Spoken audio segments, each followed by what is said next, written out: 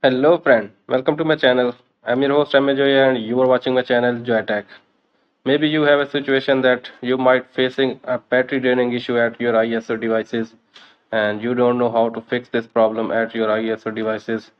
Then stay with me and watch the full video and follow the simple steps which I am going to tell you.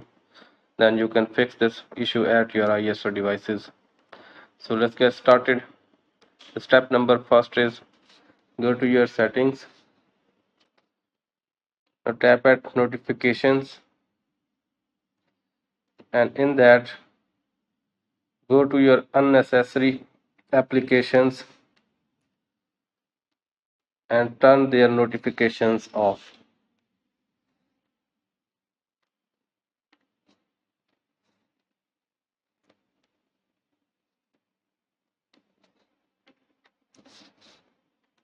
Step number 2 is go to your settings. Now scroll it down, tap at privacy.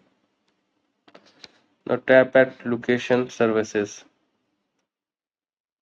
Just turn this option off because location is draining battery very fast. So turn the toggle off.